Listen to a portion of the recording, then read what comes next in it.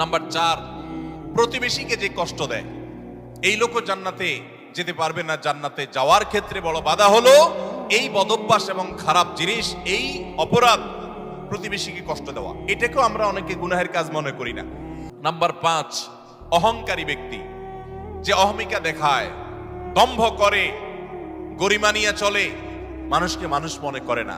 সহিহ মুসলিমের হাদিসে আসছে, নবী করিম সাল্লাল্লাহু আলাইহি ওয়াসাল্লাম বলেছেন, লা ইয়াদখুলুল জান্নাতা মান কানা ফি কলবিহি মিসকালু যাররাতিন মিন কিবরিন।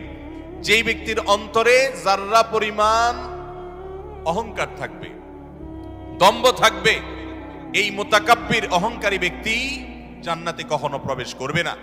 6 নম্বর হলো প্রতারক, 7 নম্বর হলো দান করে খোটা দেয় যে সে, আর 8 নম্বর হলো কৃপণ, 9 নম্বর ঘুষ দাতা এবং ঘুষ গ্রহীতা।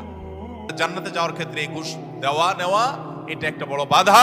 আর জান্নাতি হতে পারবে না, জান্নাতে নো এন্ট্রেন্স থাকবে ওই সমস্ত লোকদের যারা এটা করে। নাম্বার 10, মাতা পিতার অবাধ্য। নাম্বার 11, নেশাগ্রস্ত, নেশায় আসক্ত। 12 নম্বর হলো ওই লোক যার শরীর হারাম দ্বারা গঠিত হয়েছে, যার গোশত, মাংস, রক্ত হারাম খেয়ে, হারাম উপার্জন করে করে এগুলো গঠিত হয়েছে।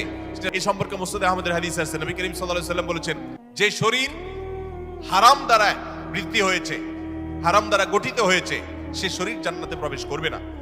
13 নম্বর হলো অহংকারী ব্যক্তি, যারা অনেক বেশি এরকম গোয়ার হয় এবং রূঢ় স্বভাবের হয়।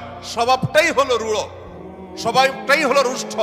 সে সবসময় মানুষের সাথে এরকম কঠোর স্বভাবের হয়, তার মনটাই হলো পাথরের মতো। এই মানুষগুলো জান্নাতে যেতে পারবে না। 14 নম্বর হলো গণক, যে ভবিষ্যতে কি হবে না হবে মানুষের সমস্ত গণক গণনা করে বিভিন্ন খবর বলে দেয়। 15 নম্বর হলো জাদুকর, যারা ব্ল্যাক ম্যাজিক করে। 16 নম্বর হলো যারা সিল্কের পোশাক পরে পুরুষ হয়ে, নবী করিম সাল্লাল্লাহু আলাইহি ওয়াসাল্লামের হাদিসে তাদেরকেও জান্নাতে নো এন্ট্রির কথা বলা হয়েছে। জান্নাতে যাওয়ার ক্ষেত্রে সেটাও বড় একটা বাধা। তাহলে 16 প্রকারের মানুষ পেলাম যারা জান্নাতে যেতে পারবে না বলে নবী করিম সাল্লাল্লাহু আলাইহি ওয়াসাল্লামের বিভিন্ন হাদিসে সাবধান করা হয়েছে, সতর্ক করা হয়েছে, কোরআনের বিভিন্ন আয়াতে সাবধান করা হয়েছে যে এই 16 প্রকারের মানুষ তারা জান্নাতে যেতে পারবে না। শুধু 16